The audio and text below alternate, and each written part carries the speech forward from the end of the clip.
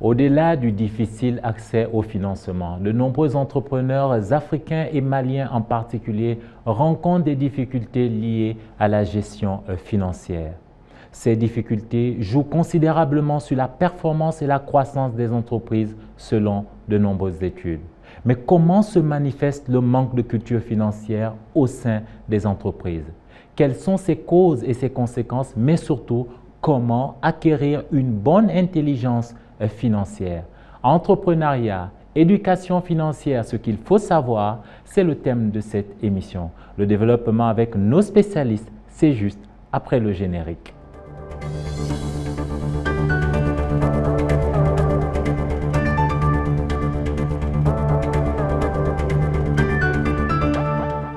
Bonsoir à tous et bienvenue dans Entreprendre, votre magazine dédié aux entrepreneurs et aux différents acteurs de l'économie.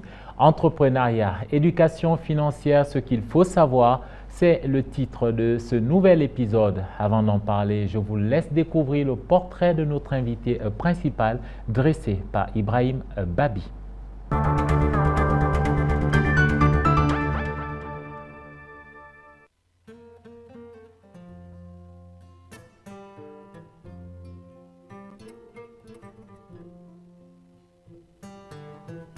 Demba Dianko Tunkara est formateur en entrepreneuriat, spécialisé sur les questions d'éducation financière, montage de projets, développement personnel et marketing digital. Depuis plus d'une décennie, M. Tunkara forme bénévolement les jeunes et les femmes. À ce propos, il est l'auteur du livre Entrepreneuriat des jeunes et des femmes, défis et opportunités. Véritable pédagogue, Demba Tunkara a été de 2004 à 2010 directeur des études du Centre d'études spéciales professionnelles et informatiques, CESPI en acronyme. C'est à la suite de cette expérience que le natif de Dioïla a rejoint la Caisse d'épargne et de crédit Handicaisse. Il a passé 7 ans dans cette institution de microfinance en tant que directeur général. En 2017, il rejoint le ministère de la promotion de l'investissement et du secteur privé en qualité de conseiller technique. Cet inspecteur des services économiques de profession est actuellement en poste au ministère de l'Industrie et du Commerce en tant que conseiller. Fortement attaché à la formation et à l'autonomisation des jeunes, Demba Dianko Tunkara n'hésite pas à partager son expérience à chaque fois que son emploi du temps le lui permet. Il compte à ce jour plusieurs diplômes, dont 2 masters en management des projets et en finance islamique, obtenus respectivement à l'Institut universitaire de développement territorial de Bamako et à l'Institut supérieur de finance de Dakar, en partenariat avec l'ISFM Mali. À cela s'ajoute sa maîtrise en gestion obtenue en 2003 à la faculté des sciences juridiques et économiques de Bamako. Monsieur Tunkara compte également plusieurs certificats, dont une habilitation en gestion des coopératives d'épargne et de crédit et une certification en Prédoca, programme entrepreneuriat et développement des organisations coopératives et associations de l'ISPEC Bénin. Ce Malien d'une 40aine d'années est chevalier de l'Ordre national. Formateur en entrepreneuriat, spécialisé en éducation financière, Demba Dianko Tunkara est l'invité principal de Entreprendre.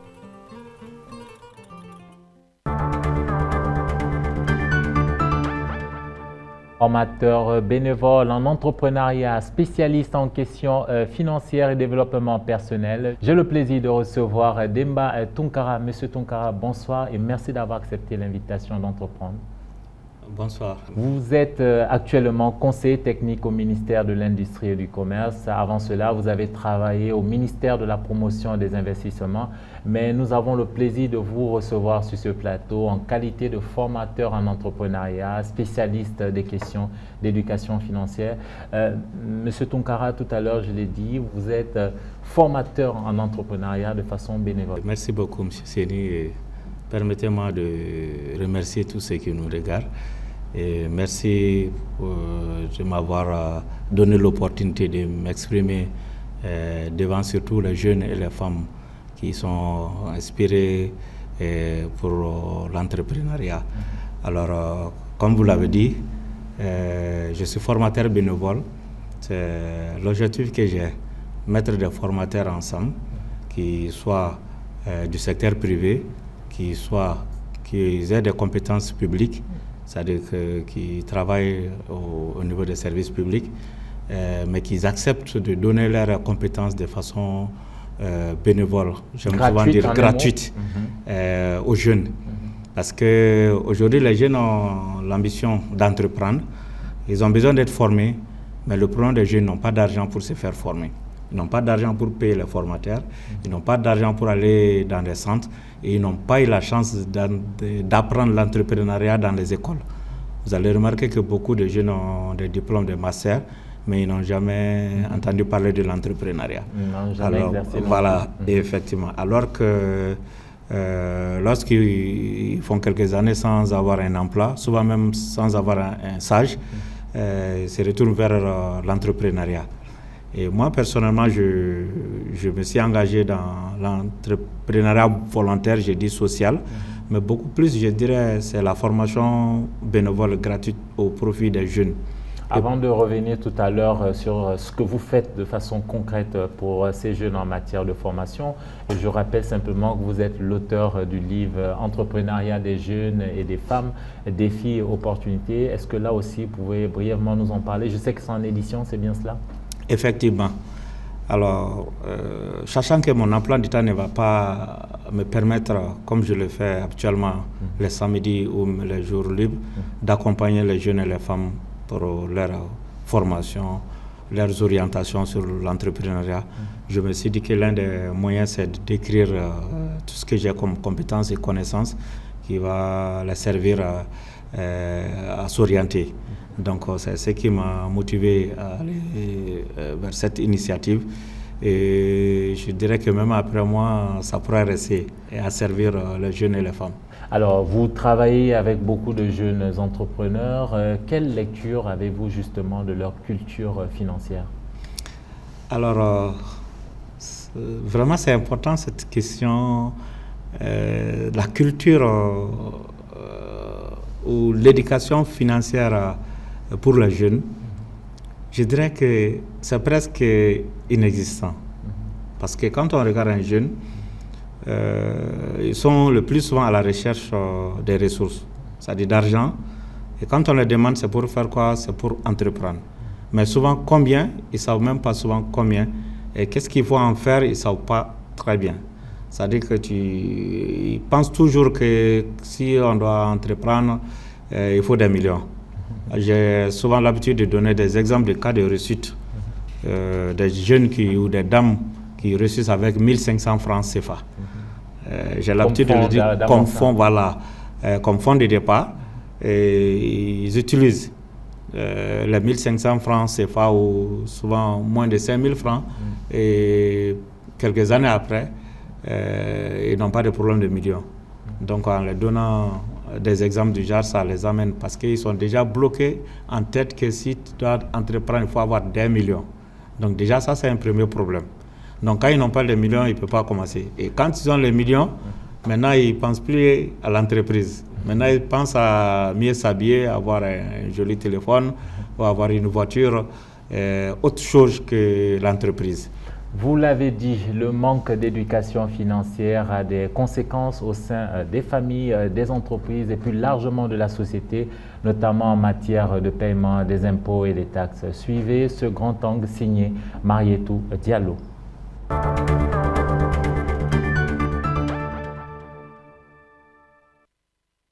En Afrique, 90% des petites et moyennes entreprises meurent moins de 5 ans après leur création, selon la Banque africaine de développement. La BAD l'explique par un environnement des affaires miné par des incertitudes et des crises. La pandémie de Covid-19 a débuté en 2020. La crise climatique et alimentaire, l'inflation et l'envolée des prix de l'énergie sont autant de facteurs explicatifs. En Afrique et au Mali en particulier, le difficile accès au financement et le manque d'éducation financière sont à l'origine de la disparition de plusieurs entreprises. L'éducation financière apporte sécurité financière à l'entreprise. L'éducation financière apporte ce qu'on appelle une certaine, lucidité en matière de choix d'investissement, en matière de choix de dépenses, en matière de choix de stratégie de développement.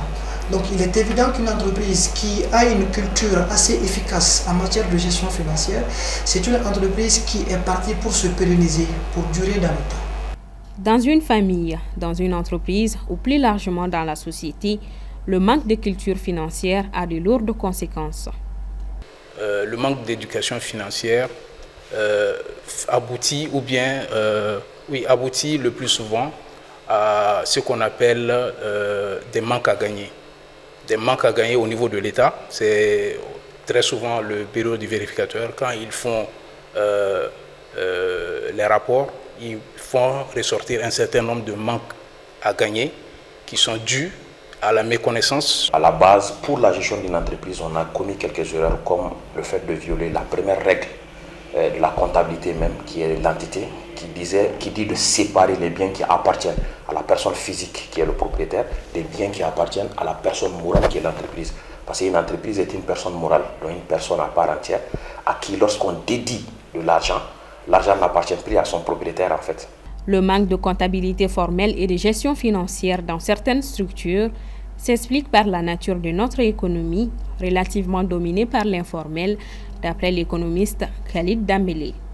Qui dit l'informel dit absence de comptabilité formelle. S'il n'y a pas de comptabilité formelle, il est très évident qu'il est très difficile de mettre en place un dispositif d'éducation financière qui profite à l'entreprise. Donc dans un premier temps, il faut que ces entreprises-là puissent quitter l'informel, formaliser leurs relations en matière de finances, en matière d'investissement, non seulement avec les banques, mais aussi et surtout avec l'État.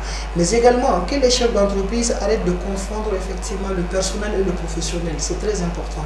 Une entreprise, c'est un ensemble d'éléments, c'est un système. Ça ne dépend pas que du chef. Nous assistons de plus en plus à cette personnification, on va dire, de l'entreprise, surtout au Mali. Donc ce qui fait que entre le revenu personnel du chef d'entreprise et le revenu de l'entreprise, on ne sait plus comment est-ce que les choses doivent se passer. Pour la survie de son activité socio-professionnelle, les spécialistes recommandent fortement d'avoir des bases de la gestion financière. Une bonne culture financière pour un chef d'entreprise peut éviter des situations de surendettement excessif, peut éviter des situations de laxisme en matière de dépenses, peut éviter des situations de mauvais choix en matière d'investissement. Autant de choses qui permettent pour une entreprise de réaliser efficacement ses dépenses, ses investissements et donc d'augmenter effectivement son bénéfice et faire face à ses charges quotidiennes. La formation reste la base pour acquérir l'intelligence financière sur des notions comme l'épargne, le crédit, le budget, l'assurance ou encore le calcul de la rentabilité. La première compétence, c'est la capacité marketing et vente. Pouvoir attirer sa cible, pouvoir présenter de façon confortable son produit, ses services.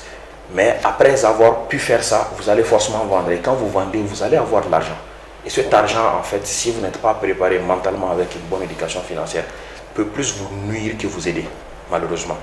Donc il faut avoir une certaine éducation financière pour comprendre d'abord les lois de l'argent, comment on cherche l'argent, comment lorsqu'on a l'argent on arrive à gérer l'argent, comment on arrive à épargner, comment on arrive en fait à fixer les prix, comment on arrive comment on appelle ça, à épargner, comment on arrive à investir, etc., etc. Cette culture financière est indispensable pour pouvoir bien entreprendre. Dans le but d'aider les jeunes entrepreneurs à avoir les bases nécessaires en culture financière, certaines structures publiques et privées proposent des sessions de formation. Les accompagnements de l'APEJ à l'endroit des jeunes dans le cadre de l'éducation financière, c'est d'abord d'orienter les jeunes à travers des appuis conseils que les conseillers d'orientation font, à travers des bilans de compétences. Ce sont ces jeunes qui souhaitent s'orienter vers l'entrepreneuriat, qui bénéficient des formations en renforcement des capacités par rapport à l'entrepreneuriat. Et dans ce module de l'entrepreneuriat, il y a un volet exclusivement dédié à l'éducation financière. Et comme vous le savez, l'éducation financière est extrêmement importante pour les entrepreneurs parce que elle est cet outil qui permet aux entrepreneurs d'acquérir les compétences nécessaires. D'après le Fonds des Nations Unies pour la population, si l'Afrique subsaharienne investissait dans la formation de son capital humain, le continent verrait son produit intérieur brut augmenter de près de 300 milliards de francs CFA par an pendant 3 décennies.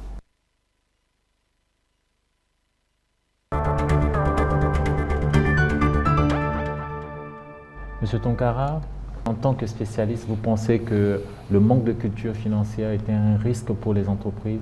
Si oui, comment ça se caractérise? Comment ça se matérialise? Ma réponse est claire, c'est carrément oui. Et je dirais, même à l'écoute des interventions et avec ma propre expérience et les difficultés que j'ai vues, je dirais que quand on parle de manque de culture financière ou d'éducation financière, cela entraîne directement à la faillite. Donc en un mot, on peut résumer que le manque de culture financière entraîne la faillite de l'entreprise. Est-ce que nos deux autres invités sont d'accord? Je vais leur poser la question. J'ai d'abord le plaisir de présenter Eric Agbobé. Bonsoir et bienvenue. Vous êtes directeur associé à Impact Bamako. Vous avez plus de 15 ans d'expérience dans le domaine financier, dont 5 ans dans l'accompagnement des PME. QIAF Pani, bonsoir. Vous êtes consultant indépendant en finance et économie du développement. Vous êtes le promoteur du cabinet de formation en entrepreneuriat Waldia Consulting. Donc bonsoir messieurs une fois de plus et bienvenue. Messieurs, ma première question elle est relativement simple, hein, c'est vous accompagnez régulièrement les entrepreneurs, je l'ai dit tout à l'heure, en tant que spécialiste, quel est votre regard? Comment est-ce que vous analysez cette question d'éducation financière? Est-ce que au regard des personnes que vous accompagnez, vous pensez qu'elles sont ces personnes assez éduquées financièrement? Monsieur Tuyaf, avant de commencer, je vais d'abord vous dire merci pour l'invitation. C'est la moindre des choses. Et merci à votre chaîne d'avoir choisi ce thème. Il est d'autant plus important qu'il est d'actualité. Aujourd'hui, beaucoup de personnes ne savent même pas c'est quoi gérer un budget. Vous savez, Dame Ramsey, qui est un expert en finances personnelles, a dit les causes de la pauvreté sont le manque d'une éducation financière. Les jeunes aujourd'hui ne comprennent pas qu'avant de se lancer, ils doivent avoir certaines bases en éducation financière. Ils doivent savoir ce que c'est l'éducation financière, pourquoi il faut connaître, quand et comment il faut pratiquer l'éducation financière. Et je pense que c'est ce qui manque beaucoup dans la culture. C'est pourquoi nous, dans notre structure, on a préféré retourner à la base. À chaque fois que quelqu'un a besoin d'un consulting, nous retournons à la base, le B.A.B.A. de l'éducation financière. Et justement, c'est quoi ce B.A.B.A. pour parler justement clairement? Clairement. Alors, il y a certaines notions qu'il faut connaître. D'abord, quand on discute de l'éducation financière, qu'est-ce que c'est? Académiquement, il existe beaucoup de définitions. Moi, je vous dirais simplement, l'éducation financière, c'est l'art ou la science de gérer et de multiplier son argent. L'argent dans nos sociétés aujourd'hui est un peu tabou. On n'en parle pas beaucoup, alors qu'il faut parler. L'objectif final, c'est avoir l'argent. On va au travail pour avoir l'argent. On ouvre des entreprises pour avoir l'argent. Alors il faut savoir, c'est quoi l'argent? Comment on en gagne? Comment on gère et comment on multiplie? C'est à partir de là qu'on fait un bond. Vous allez nous partager votre expérience en matière donc de gestion financière et surtout comment on gagne de l'argent, parce que je pense que tout le monde sera d'accord sur ce plateau qu'on veut gagner de l'argent. Mais Eric Agbobé, vous partagez ce qui vient d'être dit, c'est l'art, l'éducation financière, c'est l'art de gérer et de gagner de l'argent. Déjà, merci beaucoup pour l'invitation.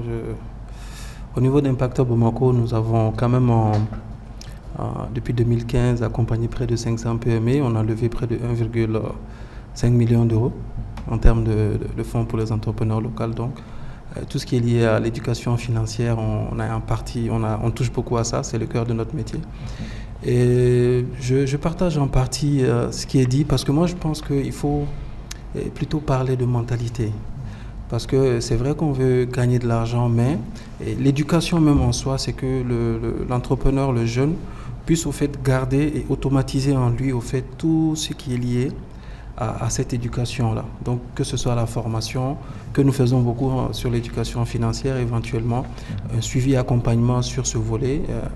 Et on se rend compte souvent que, pour répondre à votre question, que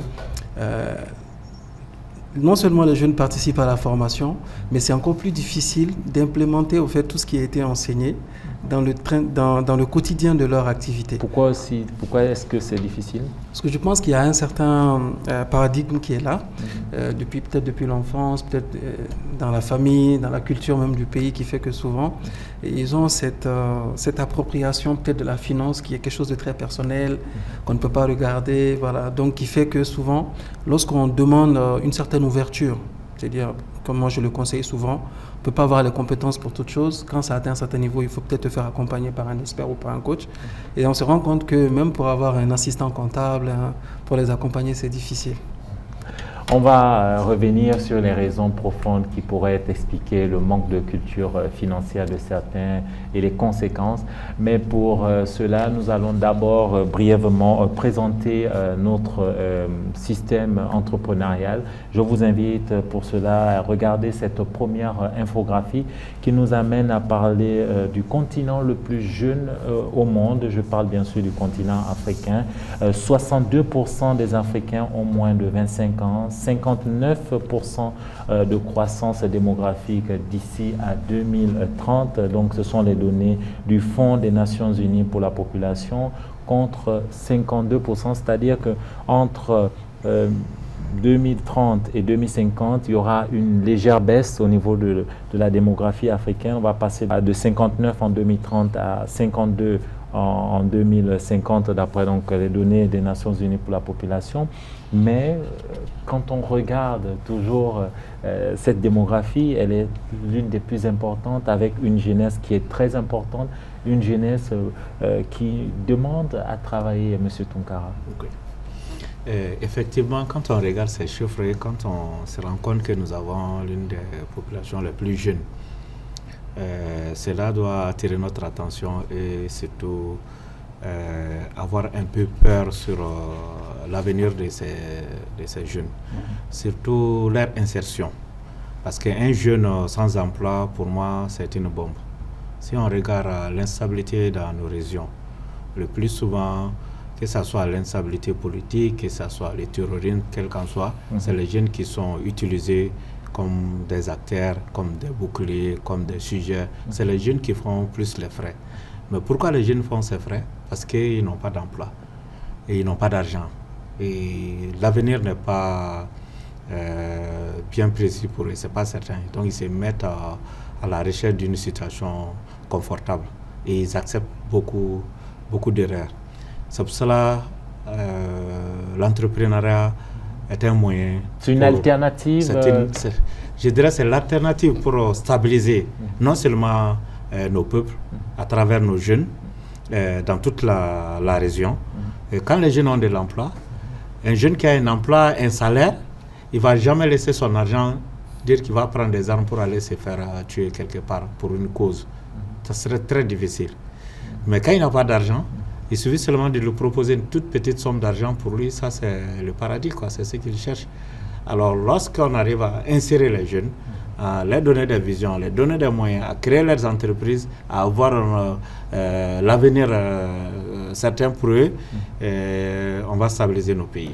Et une bombe à retardement, disait M. Tounkara, on le dit habituellement, que cette jeunesse-là, cette démographie qui est importante, si on ne l'utilise pas à bon escient, c'est une bombe à retardement. Vous partagez cette expression? Tout à fait. Moi, j'irais même encore plus loin en disant qu'il ne faut pas seulement regarder l'aspect débouché entrepreneurial des jeunes, mais il faut remonter à l'aspect éducation, peut-être depuis le lycée, peut-être, et inclure des pistes d'opportunités pour que ces jeunes-là, par exemple, s'ils doivent être des entrepreneurs qui n'attendent pas après le cursus universitaire pour commencer dans l'entrepreneuriat, on a clairement l'exemple que plus le jeune il commence dans l'entrepreneuriat tôt et plus il a beaucoup d'ouverture. Donc moi je pense que peut-être c'est ça qu'il faut revoir complètement le système éducatif qu'on a pour incorporer au fait la possibilité aux jeunes de pouvoir se diversifier rapidement, mais depuis le lycée par exemple, vu qu'on a une certaine conscience déjà depuis le lycée, donc offrir des débouchés entrepreneuriales depuis le lycée pour que derrière on puisse, nous en tant qu'incubateurs, récupérer ces jeunes-là avec déjà certaines notions, que ce soit sur l'éducation financière éventuellement.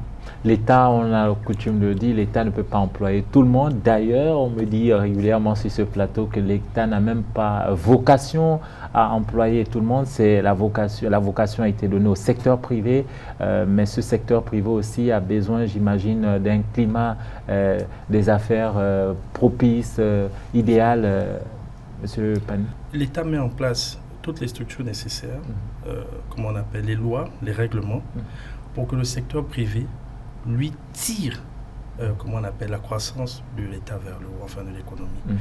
Quel est le rôle maintenant du secteur privé? Le secteur privé doit employer ces jeunes, créer, comme on appelle, une certaine richesse, et par-delà éduquer. Et je rejoins mon frère ici qui disait qu'il faut reprendre l'éducation de base à la base, l'éducation financière à la base. Pourquoi? Quand vous prenez, on a pris, je vous prends un exemple, on a accompagné une ONG qui a mis beaucoup d'argent dans le cadre de l'accompagnement des femmes pour qu'elles puissent être indépendantes. Mais quand on est arrivé sur le terrain, la première question c'était de dire aux dames, qu'est-ce que l'argent? Beaucoup nous ont simplement dit, c'est quelque chose qui nous permet. Je dis, mais comment vous gérez l'argent? Elles étaient un peu dans un flou. Donc il faut repartir à la base, redonner une certaine expérience, parce que si tous ces gens, l'État ne peut pas employer tout le monde, si tous ces gens arrivent à devenir une propre entreprise, payer les impôts correctement, l'État aura beaucoup de ressources et en plus, ça va booster la croissance.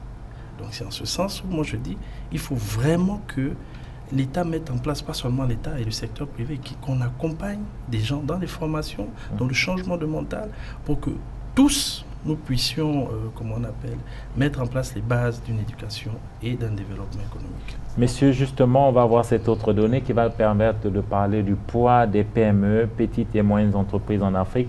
Les PME représentent 90% du tissu économique, pourvoient à plus de 80% des emplois sur le continent et contribuent à hauteur de 40% du PIB régional, d'après une étude de la Banque africaine de développement. Messieurs, là, à travers cette infographie, on voit le poids des PME donc, dans nos économies africaines. Mais pourquoi les PME ont un tel poids, M. Tunkara? Comment expliquer cette omniprésence des PME dans nos économies? Alors, je crois qu'on peut expliquer cela par non seulement les acteurs du secteur. Nous venons de parler de 62% de la population constituée par des jeunes. Et ces PME sont le plus souvent tenues par ces jeunes et par les femmes. C'est vrai, on dit 90% de façon globale. Mais si on regarde le cas du Mali, c'est 98%. Donc c'est au-delà de ce qu'on a au niveau africain. Au niveau africain. Ça veut dire qu'aujourd'hui, ces PME contribuent beaucoup au développement économique. Mais la plupart de ces PME sont dans le secteur informel, ce qu'il faut reconnaître. Secteur informel avec ses avantages, mais aussi bien avec ses inconvénients. Il faudrait bien les cadrer, les encadrer.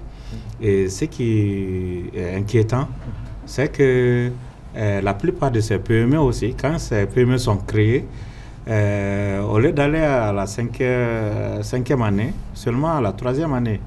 Au Mali, on a constaté que les 90% ont de la mère avant leur 3e année. C'est-à-dire 10% ont de la peine à avoir leur 3e année d'anniversaire. Pourquoi? C'est cela la question. Est-ce qu'aujourd'hui, on peut dire que c'est le climat des affaires qui n'est pas propice, c'est les business plans qui ne sont pas bien développés? Qu'est-ce qui pourrait l'expliquer, messieurs?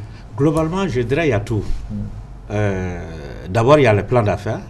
Souvent, c'est des plans d'affaires qui ne sont pas très réalistes, qui sont souvent élaborés par des tiers. Et quand je dis que ce n'est pas réaliste, à la lecture des plans d'affaires, je comprends beaucoup les jeunes dans ça.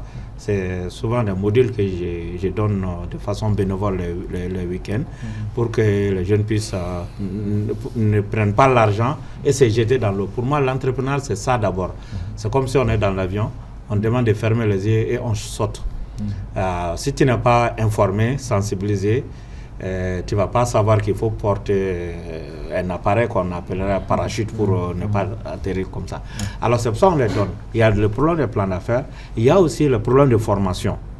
Si ce n'est pas ces dernières années, beaucoup de ces jeunes ne savaient même pas c'était quoi l'entrepreneuriat. Ils n'apprenaient pas à l'école.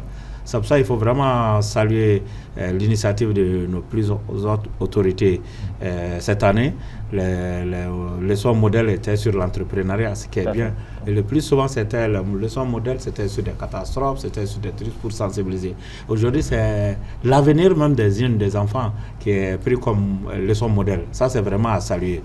Et je disais que c'est vraiment le plan d'affaires, c'est la formation, mais c'est aussi des problèmes, la disponibilité des ressources.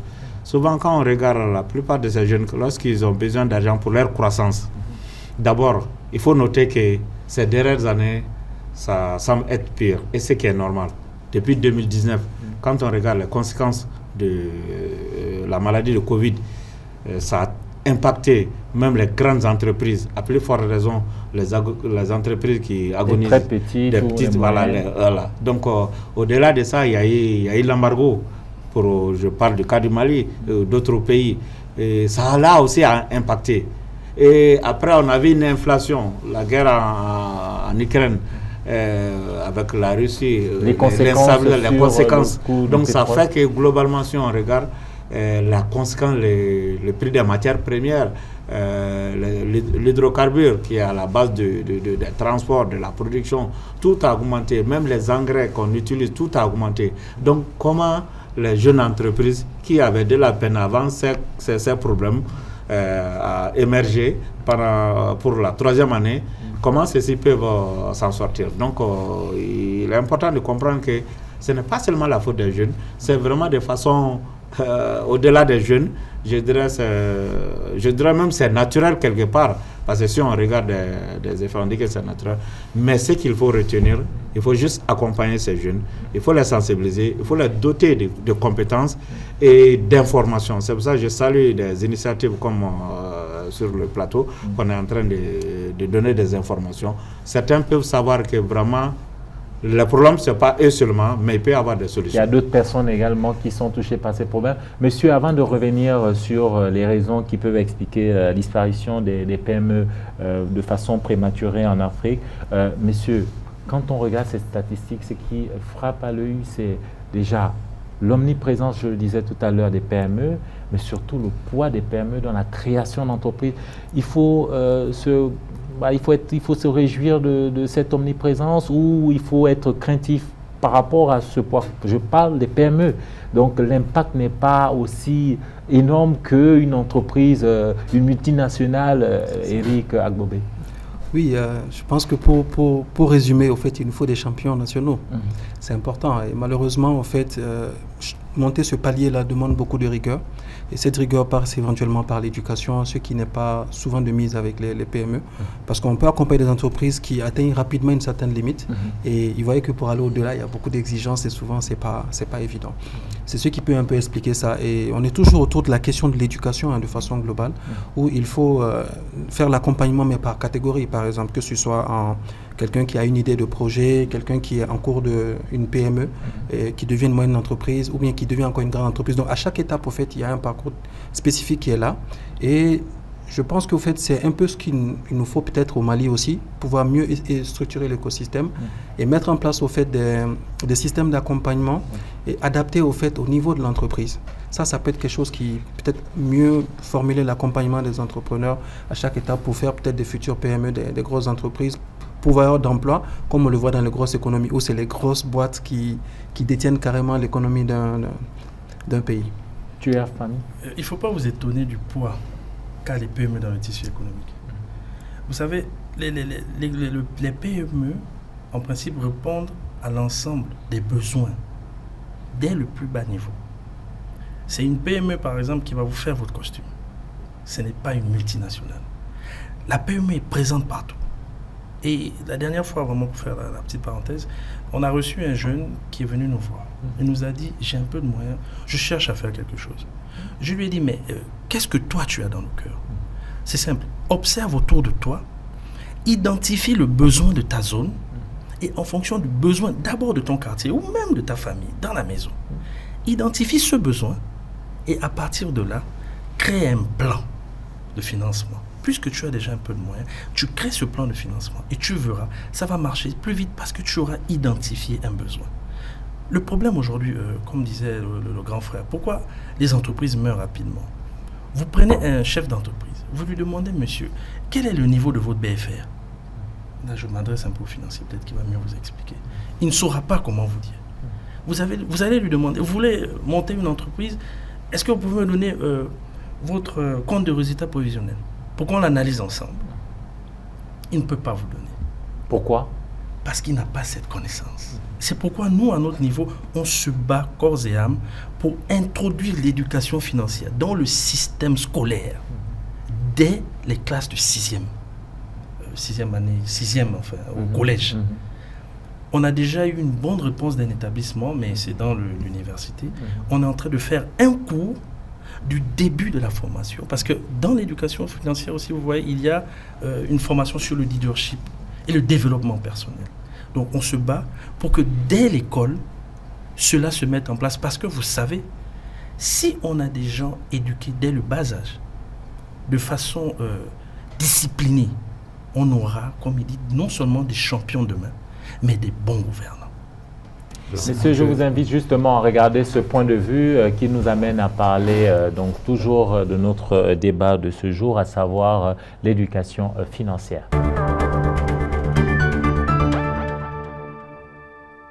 Lorsque l'entreprise a du mal à faire rentrer de l'argent et à bien gérer cet argent-là, elle devient une entreprise de subsistance. Elle devient une entreprise qui se bat au jour le jour pour pouvoir s'en sortir. Et lorsqu'on se bat pour pouvoir s'en sortir au jour le jour, on a du mal à pouvoir se projeter dans l'avenir. Et il suffit qu'il y ait une petite crise dans le pays ou dans le domaine dans lequel vous évoluez, comme ce fut le cas en 2020 avec la crise de coronavirus. On a vu que beaucoup d'entreprises ont disparu. Pourquoi? Parce que ce sont des entreprises qui n'avaient pas de cash flow, qui n'avaient pas de trésorerie pour pouvoir tenir pendant cette situation-là. Ils n'ont pas prévu ce genre de crise-là. Lorsque nous avons eu la crise énergétique de l'électricité, on a vu que beaucoup d'entreprises ont disparu ou ont eu d'énormes difficultés. Pourquoi? Parce qu'ils n'avaient pas de cash flow, ils n'avaient pas de trésorerie ou ils n'avaient pas un fonds d'investissement pour pouvoir s'acheter des groupes électrogènes ou pour pouvoir s'acheter du matériel solaire. Donc, ça a mis l'entreprise en faillite. Donc, d'autres difficultés de ce genre, il faut comprendre qu'une entreprise doit être organisée. Elle doit avoir un fonds pour pouvoir faire tourner la boîte. Elle doit avoir un fonds de sécurité en cas de problème ou de crise. Elle doit avoir de la liquidité pour pouvoir payer ses salariés sur 3 mois avant que cela n'arrive, ainsi de suite. Sans une base financière, vous avez 90% de chances d'échouer. J'ai moi-même vécu l'expérience lors de ma première entreprise que j'ai créée quand j'avais 17 ans. Je gagnais pas mal d'argent avec cette entreprise-là, mais je n'avais pas d'éducation financière. Du coup, au bout de quelques années, 1 année et quelques mois, je me suis retrouvé dans une situation où tout l'argent que je gagnais, je le dépensais sur place. Et lorsque je devais déplacer mon local pour des difficultés que j'ai eues avec le bailleur, je n'ai pas pu réunir la somme qu'il fallait pour déplacer mon local. Ça a mis du temps et finalement, tous mes clients sont partis. Je n'avais pas compris la notion de l'épargne, qu'une entreprise doit toujours avoir un fonds à côté, que personnellement, on doit aussi épargner pour préparer son avenir à côté. Je n'avais pas ces notions-là, ni d'investissement, ni d'épargne. Cela m'a coûté cher, ça a mis ma première entreprise en faillite. Mais ça a été une expérience pour moi, pour comprendre que la base de la réussite dans une entreprise, parmi ces piliers, l'éducation financière en fait partie. Sans une base financière, vous avez 90% de chances d'échouer. Messieurs, vous partagez cet avis, Monsieur Tonkara? Alors, je dirais en partie, je partage. La base financière est très importante. Mais je voudrais qu'on évite de confondre certaines choses. C'est-à-dire, notre écosystème entrepreneurial, si on regarde, en réalité, c'est vraiment dominé par le secteur informel. Qui parle du secteur informel? Pas seulement dans l'organisation, même les acteurs, c'est-à-dire les promoteurs. Il y a certains promoteurs à plusieurs niveaux. Quand on le dit, même le mot comptabilité, c'est rébarbatif, ça fait peur. Ouais. Donc quand on leur parle de gestion financière, ça fait peur. Quand on leur parle de fonds de roulement, ils n'arrivent pas à comprendre ces terminologies. Pour moi, on doit faire attention. Qu'est-ce qu'on doit faire? C'est les éduquer, les former sans les faire peur. C'est pour ça que j'aime souvent animer en permanence quand je fais la formation avec les femmes et les jeunes. Moi, je dirais simplement à un jeune qu'il doit éviter de confondre l'argent de l'entreprise à l'argent de sa poche. Mais justement, M. Tunkara, pardon de vous couper 2 secondes, quand on dit de ne pas confondre l'argent de l'entreprise à son argent personnel, quand on n'a pas justement cette culture, cette éducation financière, comment justement faire la distinction de compte? Comment justement éviter cette erreur? Vous savez, on n'est pas obligé de savoir lire, écrire pour ne pas confondre. Il faut juste savoir que quand on est dans une entreprise, même si on est le promoteur, on doit avoir un salaire. Et nos dépenses doivent être cadrées à ces salaires. Si vous avez un salaire de 200 000 francs par exemple, et que quelqu'un vient vous demander de prêter 100 000 francs ou plus, vous ne pourrez pas prêter parce que vous allez savoir que les 200 000 francs sont destinés à prendre en charge les dépenses de la famille, que ce soit l'électricité, la location, tout. Mais si ce n'est pas le cas, quelqu'un va venir vous demander de l'argent. Vous allez penser que voilà, aujourd'hui j'ai vendu dans l'entreprise 500 000 francs et ne sachant pas qu'en oubliant que les 500 000 francs, ça doit être réinvesti dans l'entreprise. Tu vas prendre les 500 000 francs, tu vas le prêter. Tu vas le prêter, il ne va même pas payer. Il va disparaître avec, ça va créer un problème entre vous. Et là, tu vas tuer l'entreprise. Souvent, certains n'ont pas besoin même d'aller à l'école pour apprendre ça. Il y a des gens de façon naturelle, des entrepreneurs, quand on leur demande 1 franc, ils se posent d'abord la question, c'est 1 franc là, quand je donne, qu'est-ce que ça va apporter à mon entreprise? Tant que ça n'apporte pas quelque chose à l'entreprise, ils ne vont pas donner. Et c'est l'éducation du genre qu'il faut aussi apprendre aux entrepreneurs. Qui sachent que l'argent de l'entreprise, c'est pour l'entreprise. Mon argent, c'est pour mon argent. C'est pour moi, c'est pour mes dépenses. Voilà, c'est ce que je voulais dire. Ouais. Eric Agbobé? Oui, peut-être pour compléter, je pense qu'au fait, l'entrepreneur fait face à plusieurs défis.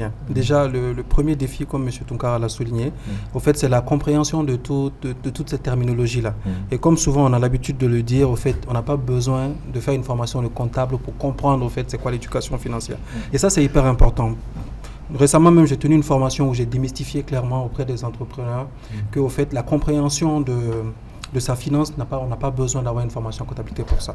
Mais non seulement il faut faire cette séparation entre ce qui est à l'entreprise, ce qui est à toi, mais aussi il faut aussi avoir une idée sur au fait la prévision. C'est ça qui est important parce que il y a eu un cas récemment où un entrepreneur par exemple a reçu un marché qui est venu me voir et dit: ah monsieur Rick, moi j'ai un marché là, mais j'ai besoin d'argent. Est-ce qu'on peut aller voir les banques vu qu'il y a un programme où j'ai déjà travaillé avec les banques? J'ai dit, bon, on peut aller voir les banques, mais je ne suis pas sûr. Mais toi, en termes de liquidité, tout le temps, on t'a donné des pistes à suivre. Tu n'as pas suivi ces pistes, maintenant, on fait comment? Il dit, bon, qu'il va aller voir la banque. Donc, il allait voir la banque. Moi, je l'ai accompagné. Finalement, au bout du compte, on n'a pas eu le résultat qu'il fallait. Et il tournait à gauche, à droite pour avoir cette liquidité.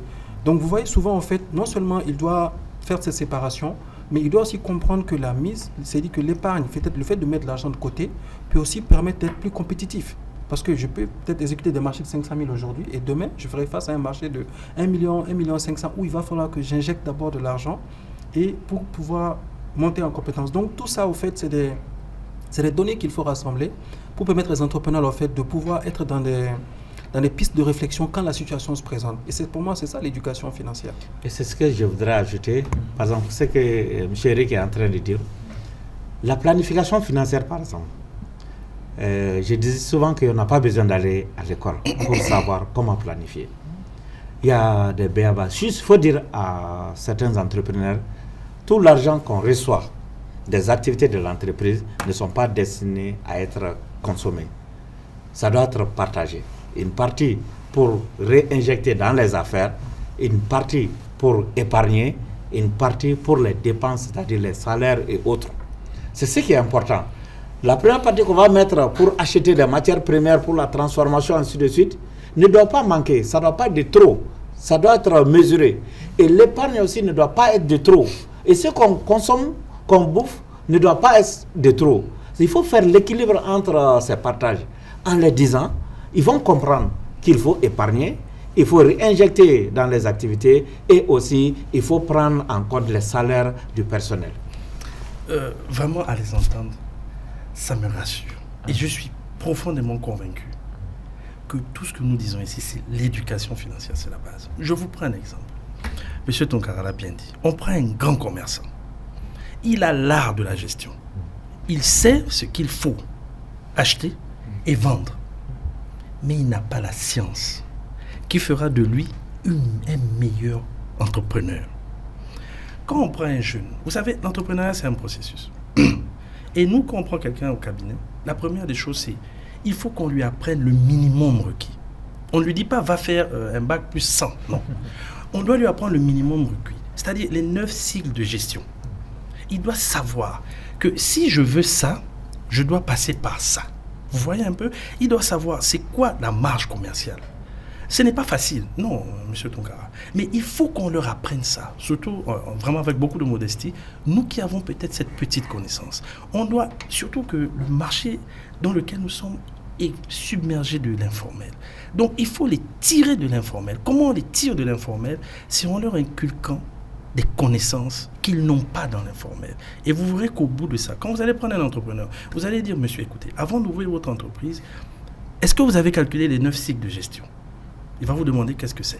Progressivement, vous allez lui dire, on commence par ça, le chiffre d'affaires, c'est comme ça qu'on le gagne. Après, la marge, c'est comme ça qu'on la calcule. Et je vous assure, comme vous dites, vous donnez des formations en Bambara, en ajoutant ça, je vous promets que vous aurez des meilleurs résultats, bien que vous en avez déjà. Messieurs, justement, je vous invite à rapidement regarder cette autre infographie qui va nous permettre de parler de la disparition des petites et moyennes entreprises en Afrique. On parle de 90% des entreprises disparaissent moins de 5 ans après leur création. J'imagine, messieurs, que c'est vrai qu'on ne va pas tout mettre sur le dos du manque de culture financière, mais j'imagine, messieurs, que le manque d'éducation financière aussi a une part de responsabilité, Eric. Tout à fait. Très bonne question. Je voulais en parler d'ailleurs depuis un moment. Au fait, il y a ce que moi j'appelle au fait l'inadéquation entre au fait le marché et l'entreprise sur le plan financier éventuellement. M. Tounkara avait parlé de la crise Covid et on a vu aussi avec M. Ologem qui disait qu'il y avait des gens qui n'avaient pas de liquidité et c'était pareil. Par exemple, on prend un entrepreneur qui vient par exemple pour dire à Impact Hub, voilà, j'ai besoin que vous m'aidez à obtenir un financement parce que je vais acheter un équipement pour peut-être produire plus. Par exemple, j'ai 3 employés qui me font telle chose, mais j'ai besoin d'équipement pour produire plus. La première chose qu'il faut regarder, c'est quoi? Nous, on ne regarde pas tout de suite le besoin en investissement de l'entrepreneur. Ce qu'on regarde d'abord, c'est est-ce qu'aujourd'hui, il a le marché qu'il faut pour répondre à l'attente de cette machine-là. Et souvent, malheureusement, les entrepreneurs, au fait, quand ils ont besoin de financement, ils ne regardent que ce qu'ils ont sans étudier le marché. Donc, on ne dit souvent pas d'abord vers la solution qui est le marché. Ensuite, tu viens vers le problème et on va trouver le financement pour ça. Donc, il y a vraiment cette inadéquation entre la compréhension du marché et la gestion de fonds de l'entreprise qui fait que souvent, ils ont des financements, que ce soit des prêts, ils achètent les équipements qu'il faut et derrière, ils font de la production qui n'est pas écoulée. Parce qu'ils n'ont pas résolu ce problème. Donc souvent, je sais qu'il y a souvent les entreprises à disparaître très rapidement parce que souvent, ils injectent de l'argent sans pour autant prendre en compte le marché qui est là et s'adapter éventuellement au marché. Messieurs, je vous donne la parole juste après cette autre donnée qui va nous permettre de parler du secteur informel au Mali.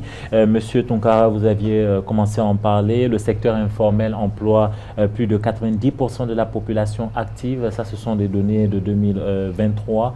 Donc, le secteur informel est omniprésent aussi. Le secteur informel emploie plus que d'autres secteurs. Mais quand on dit le secteur informel, arrêtez-moi si je me trompe, ça ne veut pas simplement dire que les personnes ne sont pas formalisées, n'ont pas de documents. Ça veut dire parfois un coiffeur qui vend des choses qu'il ne devrait pas vendre dans sa boutique. Au départ, c'est bien cela? Alors, effectivement, je dirais en partie. Parce que la notion de secteur informel n'est pas très bien comprise. Et souvent, ça dépend aussi de ceux qui en parlent. Par exemple, si les impôts doivent vous parler du secteur informel, ils vont vous parler de ceux qui sont à un niveau très bas, par exemple ceux qui sont avec les impôts synthétiques ou ceux qui ne sont pas d'abord reconnus, qui sont sensibilisés pour venir au moins se faire enregistrer. Au niveau des banques, c'est différent. Vous allez voir qu'au niveau d'autres structures, chaque structure a un peu, parce qu'on n'a pas une définition, je dirais, légalement statuée sur l'informel. Mais ce qui est important à comprendre, c'est qu'aujourd'hui, l'esprit informel, c'est tous ceux qui sont là, qui tiennent ou qui ne tiennent pas de comptabilité. Ça peut être, ils enregistrent seulement dans des registres, mais leurs activités, les emplois ils ne sont pas inscrits à l'INPS, la production n'est pas contrôlée, les activités sont beaucoup plus aléatoires. Et ce qui est important de noter dans ça, les jeunes et les femmes sont beaucoup plus touchés par le secteur. C'est eux qui sont les vrais acteurs du secteur informel. Pourquoi? Parce que pour aller dans la formalisation, par exemple, ça demande beaucoup de choses. Je dis, ça dépend des définitions. Pour aller dans la formalisation, il faut chercher, par exemple, un agrément. Il faut chercher un NIF. Il faut chercher à se faire identifier. Voilà, tous ces documents que à chercher qui n'ont pas forcément, soit ils n'ont pas les moyens, ils pensent qu'ils n'ont pas les moyens pour avoir, ou bien ils pensent que l'argent qu'ils vont mettre dans la recherche de ces documents, ils peuvent mettre ça dans des fonds de commerce. C'est leur compréhension, même si ce n'est pas tout à fait réel. C'est pour ça qu'il est important d'avoir des statuts comme le statut de l'entrepreneur qui va prendre en compte tous ceux qui sont à ce niveau micro, d'abord nano et micro-entreprises, pour leur formalisation et pour, avec l'échelle, aller à une petite, à une moyenne et à une grande entreprise peut-être un jour. Pierre, Pami, c'est vrai qu'on parle beaucoup plus d'entrepreneurs, d'entreprises et tout ça, c'est normal, c'est le cœur de notre débat. Mais quand on prend l'éducation financière ou le manque d'éducation financière, même au niveau du foyer, quand on n'a pas cette culture des finances, c'est aussi un danger, j'imagine. Mais je sais pas, c'est même du terrorisme. C'est grave, je vous assure. Prenez l'exemple. Vous vivez avec une femme, vous lui donnez une popote avant de partir, par exemple, disons 5 000. La dame dépense tout ce que vous avez donné sans épargner quelque chose. On a un problème, surtout, je pense peut-être, avec mon expérience, de toutes les personnes que j'ai vraiment pris en entretien. On vit au-dessus de nos moyens. Voici la base de nos problèmes. On vit au-dessus de nos moyens. Je vois M. Amar avec un beau costume, il faut que je me l'achète, alors que je n'ai pas les moyens. Alors, je vais rentrer dans la dette, je vais aller emprunter pour venir consommer. Or, ça, je vous assure, c'est un péché capital en éducation financière. Ne vous endettez pas pour la consommation. Je profite vraiment de votre antenne parce que j'espère que les gens vont m'entendre. Endettez-vous pour avoir des actifs qui vont vous produire de l'argent et qui vont vous permettre de réinvestir. Sur comment on appelle, le secteur informel, vous savez, il faut voir dans notre culture, l'argent est tabou. Les gens ne veulent pas aller déclarer ce qu'ils gagnent ou ce qu'ils produisent. Ils préfèrent, pour beaucoup, en tout cas ce que j'ai vu, se cacher. Mais aller payer ses impôts, c'est un acte patriotique. C'est pourquoi il faut en parler. Il faut amener ces gens. On est en train d'écrire un fascicule. J'espère que M. Tunkara pourra nous aider. On est en train d'écrire un livre. On espère le mettre en Bambara pour dire à ces petites gens qui sont dans le noir que là où vous gardez l'argent, vous êtes en train de faire de la thésaurisation. Or, la thésaurisation, c'est de l'argent improductif. Ça n'aide pas le pays à se développer. Le pays se développe grâce à nos épargnes. Donc, il faut prendre cet argent, mettre en banque sous certaines conditions. Mais pour qu'ils le fassent, il faudrait qu'on leur dise. Vous voyez un peu? Donc, c'est vraiment important par rapport à la documentation. Le Mali a mis en place quelque chose de formidable, l'API. J'ai fait un tour, j'ai discuté avec ces gens. Et je vous assure, ces gens sont formidables. Ils ont cassé quasiment l'obtention de certains documents administratifs en tout ce qui concerne. Donc moi, je mets ça plus, le secteur informel, sur le côté culturel et le tabou qui fait en sorte que certains ne vont pas rentrer dans le secteur formel. Certains entrepreneurs font preuve d'un manque de culture financière, ce qui a des conséquences sur la croissance de l'entreprise, comme cela a été souligné tout au long de ces quelques minutes que l'on vient de passer, messieurs. Mais que faire justement pour acquérir une bonne intelligence financière afin de relever les défis de la performance? Nous en parlerons juste après une courte pause. À tout à l'heure.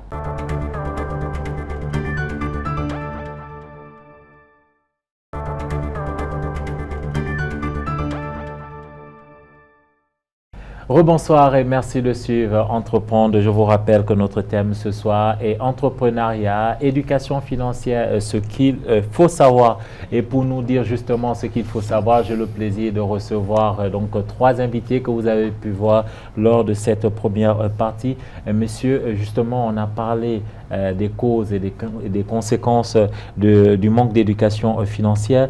Messieurs, de façon concrète, qu'est-ce qu'il faut faire, la première étape, justement, pour acquérir cette bonne culture, donc cette bonne gestion en matière de finances? Qu'est-ce qu'il faut faire? Monsieur Tonkara, je commence par vous. Alors, moi, je pense qu'il faut 3 étapes, ou je dirais 3 niveaux d'intervention. Le premier niveau d'intervention, c'est au niveau académique, où on doit prendre la thématique éducation financière vraiment bras le corps, l'insérer à un niveau plus bas. Et aussi à un autre niveau professionnel, il faudrait vraiment faire en sorte que pour même la stabilité de l'économie, qu'à tous les niveaux, je dirais à tous les niveaux, l'éducation financière peut être enseignée et dispensée. Parce que chacun a besoin d'avoir une culture financière appropriée. Et je dirais aussi, au-delà de la formation professionnelle, formation académique, je parle d'une autre formation dont moi, personnellement, je suis convaincu ce que je fais. Pour moi, c'est des petites formations qu'on peut donner, c'est même des sensibilisations qu'on fait à l'endroit des entrepreneurs qui sont dans l'informel ou dans le formel, mais à des courts temps, c'est-à-dire à des courts temps, moments ou brefs temps de formation, en 1 heure, 2 heures de temps de sensibilisation. Dire à ces entrepreneurs ce qu'ils doivent faire, ce qu'ils ne doivent pas faire. Par exemple, un entrepreneur qui ne sait pas le pourquoi d'un emprunt, vous allez voir beaucoup d'entrepreneurs vont aller prendre de l'argent dans les banques, dans les caisses d'épargne, mais au lieu que la somme d'argent empruntée les aide à se développer, ça va les amener à fermer leur boutique et à quitter même peut-être le pays ou ailleurs. Voilà. Parce qu'ils n'ont pas bien géré l'argent qu'ils ont Parce qu'ils n'ont pas bien géré, parce qu'ils n'ont pas pris l'argent. Avant de prendre l'argent pour son entreprise, il faut se demander d'abord, est-ce que j'ai besoin de cette somme d'argent? À quoi ça va me servir? Quand je vais le prendre, je vais le mettre où? Si je veux le mettre ici, qu'est-ce que ça va m'apporter? Est-ce que ça va me permettre de rembourser non seulement la dette et les intérêts? Mais il ne faut jamais emprunter pour consommer. Un entrepreneur ne consomme pas l'argent emprunté. Ce n'est pas pour la consommation, c'est pour investir. Et l'investissement doit être productif. Ça, c'est une obligation pour l'entrepreneur. Éric Agbobé, très rapidement, vous dites quoi à un jeune entrepreneur qui vient vous voir et qui vous dit monsieur, moi j'ai des difficultés à bien gérer l'argent de mon entreprise ou j'ai des difficultés en gestion financière. Vous lui dites quoi en premier? En premier lieu, c'est de se faire accompagner. Éventuellement, c'est de se faire accompagner soit par Impact Hub ou soit par déjà en prenant une personne qui peut mieux structurer son entreprise. Vous savez, des fois, la gestion de l'argent en fait demande une certaine autodiscipline que beaucoup n'ont pas. Et il faut comprendre que quand je n'ai pas cette autodiscipline, je peux demander à quelqu'un d'être peut-être mon double signateur, voilà, et qui peut-être remet en cause les décaissements que je fais. Et les grosses entreprises le font. Pourtant, le directeur, il est seul, mais il a un DAF qui signe un contre-signe avec lui. Donc, je pense qu'il faut aussi que l'entrepreneur comprenne d'où viennent ces difficultés. Et nous, c'est ce que nous faisons. Quand même il décide, il souhaite qu'on l'accompagne. Nous allons regarder les lacunes, faire un diagnostic, voir un peu où sont les problématiques. Et à partir de là, nous lui proposons des solutions internes ou des solutions où on lui demande carrément de se faire accompagner peut-être par un expert ou bien par un assistant comptable qui peut mettre de l'ordre dans ce qu'il fait. Ce jeune qui vient vous voir également, vous lui dites quoi? Alors je lui dis ce que j'ai dit à mon petit frère, pour la petite histoire. Un jour, je dis à mon petit frère, écoute Cédric, si je te donne 10 millions, qu'est-ce que tu fais tout de suite? Vous savez ce qu'il me dit? Il me dit, je vais aller acheter la voiture. Vous voyez un peu? C'est pour dire quoi? C'est pour dire qu'en fait, nous, notre méthode, c'est vraiment retourner à la base, le B à bas. Il faut être discipliné. On a une méthode. Quand quelqu'un vient, le jeune dont vous avez pris l'exemple, la première des choses qu'on lui dit, c'est une remise en question de soi. Qui es-tu? Que veux-tu faire avec cet argent? Comment te projettes-tu? Quels sont tes objectifs financiers? Quand il répond, la deuxième chose qu'on lui dit, c'est écoute, il faut que tu crées un budget. Et pour ça aussi, j'espère qu'on va trouver des gens qui vont nous accompagner. On veut créer une application qui va s'appeler Myang, qui va vous aider à gérer votre budget. Parce que c'est très important. Il faut faire un listing par mois de tout ce que vous encaissez et de tout ce que vous dépensez.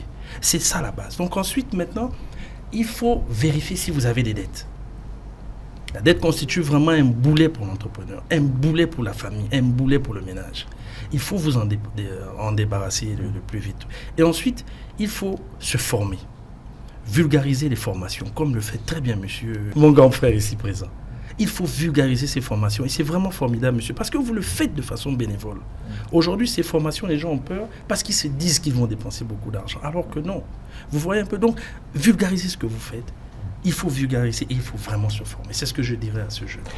Si l'Afrique subsaharienne investissait dans son capital humain, son PIB, le PIB africain augmenterait de 300 milliards de francs CFA par an pendant 30 ans. Ce sont là des données du Fonds des Nations Unies pour la population. Messieurs, tout à l'heure, vous parliez de formation. On a, entre guillemets, une preuve, en tout cas des perspectives.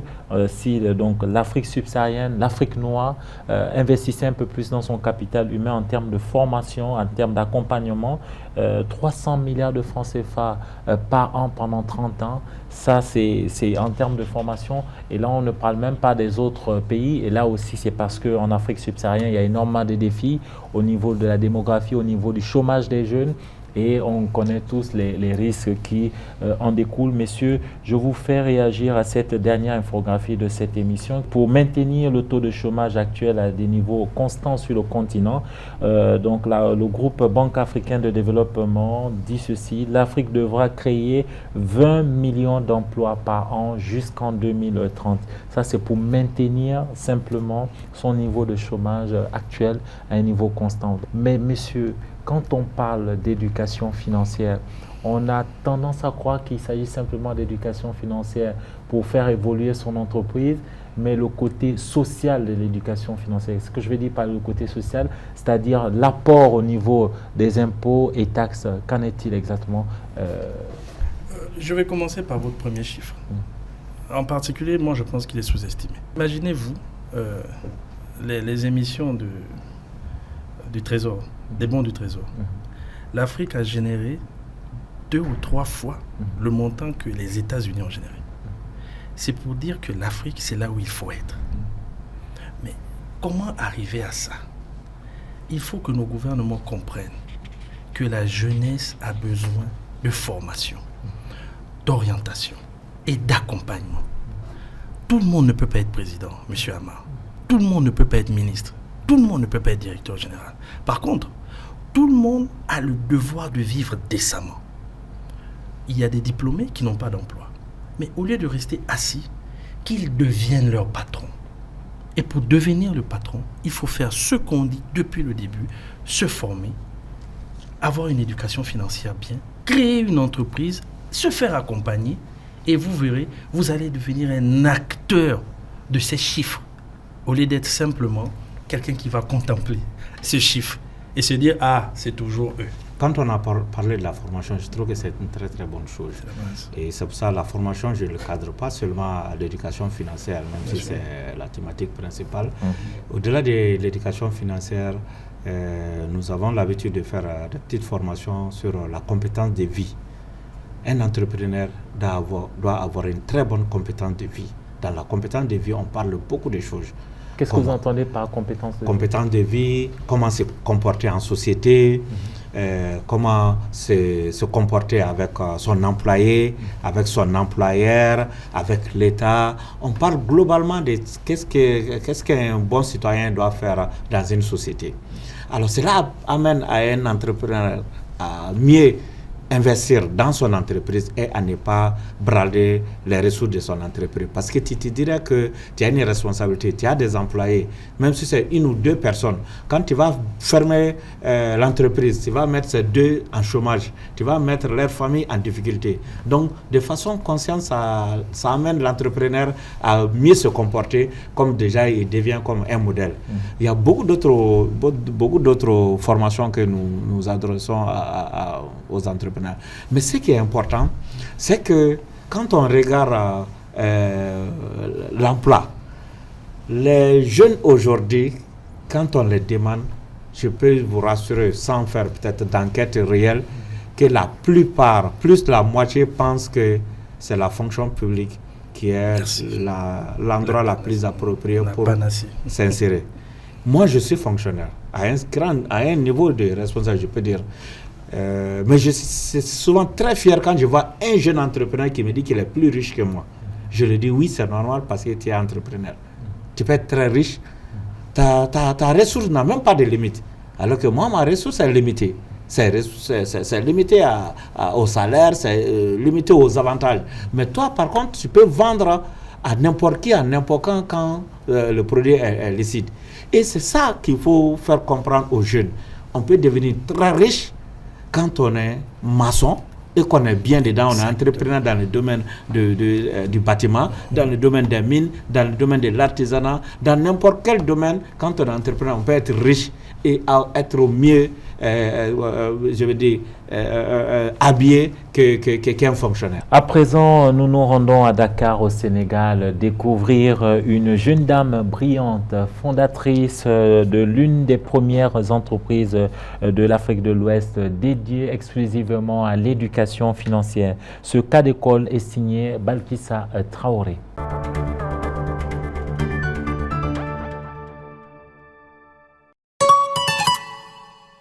Démystifier les finances et accompagner les individus vers l'autonomie financière, tels sont les principaux objectifs de l'entreprise The Uptribe, fondée à Dakar en 2020 par la jeune Sénégalaise Mariama Ndiaye. The Uptribe est l'une des premières entreprises exclusivement dédiées à l'éducation financière dans la sous-région. C'est après avoir observé un déficit de compétences financières et une gestion inadéquate des finances chez certaines personnes que la jeune entrepreneuse a décidé d'offrir ses services. On peut dire que depuis lors, quand même, on a accompagné plus de 10 000 jeunes et on a accompagné aussi plus de 700 clients et 80% de cette clientèle est féminine. À travers sa structure, cette diplômée en gestion financière propose une gamme de services. Pour répondre aux besoins des entreprises et des entrepreneurs, elle propose des sessions de formation diverses et variées. En ce qui concerne les particuliers, Mariama Ndiaye tient des sessions de coaching afin de les aider à mieux gérer leurs finances. À cela s'ajoute la création de contenus ludiques et éducatifs. Tout le temps, quand on a une activité, il faut avoir une visibilité sur les chiffres. Parce que c'est comme ça qu'on pourra vous dire, OK, cette année-là, voici mon chiffre d'affaires, voici mon résultat, c'est négatif. Donc, je vais tout faire pour que l'année prochaine, mon résultat soit positif. On ne peut pas avoir de l'évolution sur du néant. Donc, les données financières sont très importantes. À moins de 5 ans, The Uptribe a enregistré d'excellents résultats selon de nombreux témoignages. Dans une interview accordée en juin dernier à nos confrères de Forbes, Mariama Ndiaye s'est engagée à former 100 000 jeunes d'ici 2026, grâce notamment à sa nouvelle plateforme Fund Education, conçue spécialement pour les établissements scolaires. Celle qui se définit comme The Money Coach vise une influence mondiale. Elle ne se voile pas la face que cela implique la constance dans l'excellence.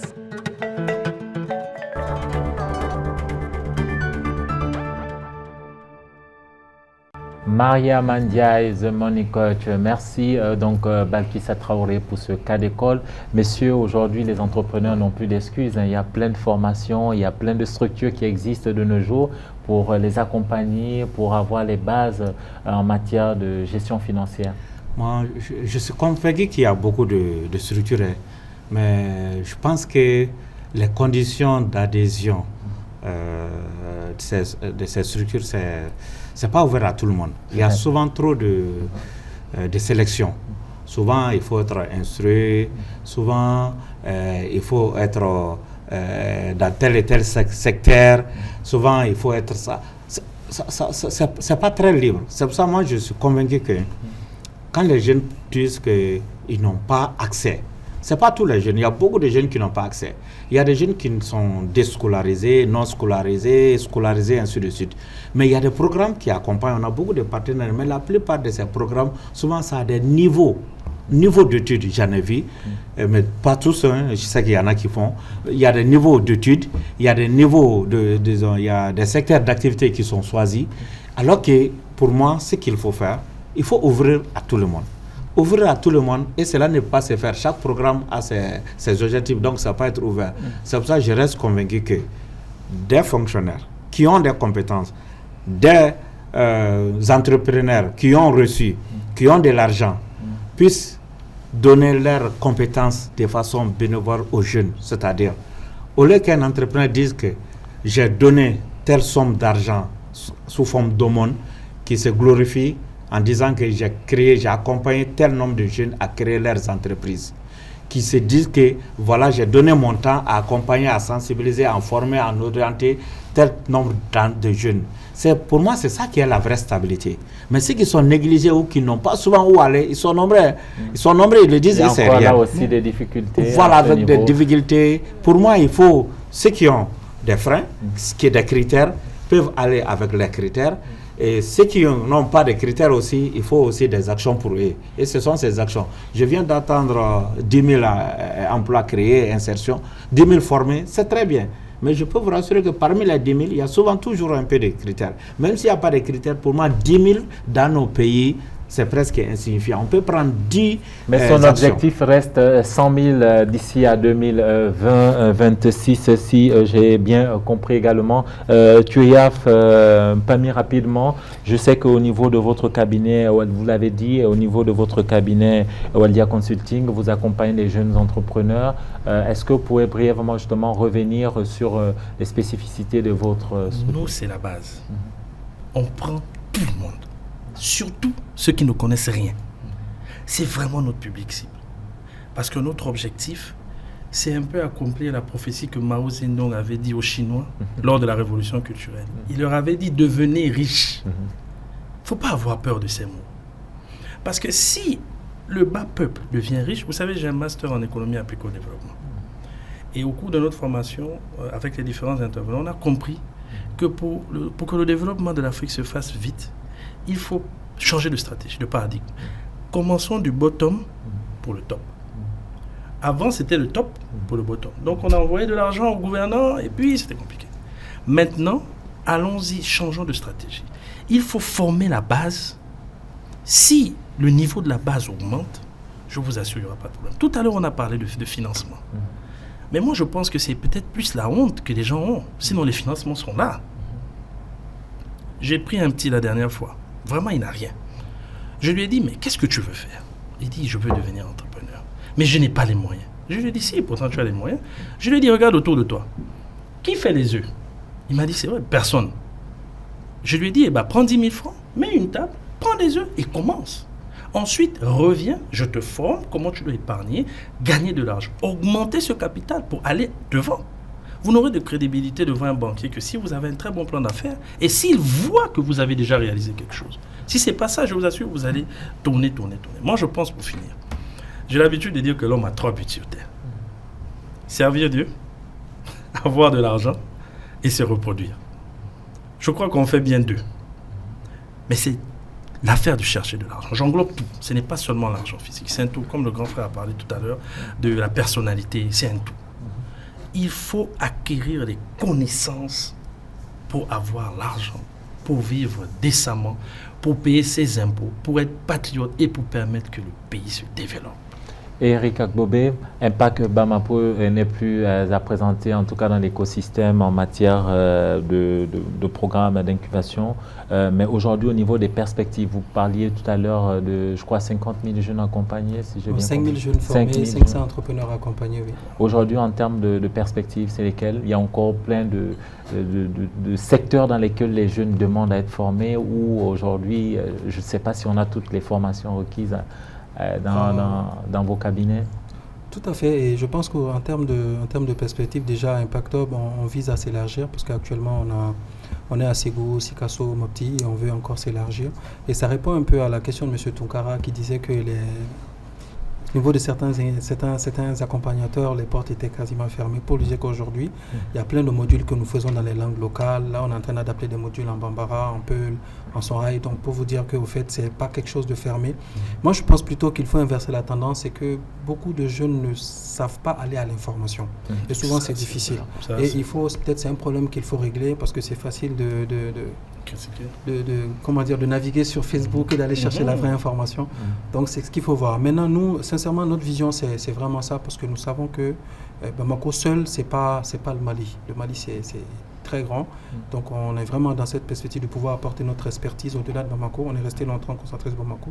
Mais là, on veut aller dans les régions, développer de nouveaux programmes là-bas, mettre en place des entrepreneurs solides là-bas aussi qui puissent en fait servir d'ambassadeurs aussi pour les jeunes qui arrivent. Vous qui nous suivez actuellement sur notre page Facebook officielle ou sur notre page YouTube Thème officiel. Donc donnez-nous votre commentaire, vos avis sur notre débat de ce soir. Merci messieurs d'avoir participé à Entreprendre. Je rappelle que notre débat de ce soir était intitulé Entrepreneuriat, éducation financière, ce qu'il faut savoir. Merci à notre invité principal Demba Tunkara. Je rappelle que vous êtes formateur en entrepreneuriat, spécialiste en gestion financière. Merci à notre invité Eric Agbobé, directeur associé à Impact Hub Bamako. Merci également à notre troisième et dernier invité, Thuriaf Mpami, consultant indépendant en finance et économie de développement, j'y arrive, promoteur du cabinet Waldia Consulting. Merci chers téléspectateurs de nous avoir suivis et à très bientôt sur Thème.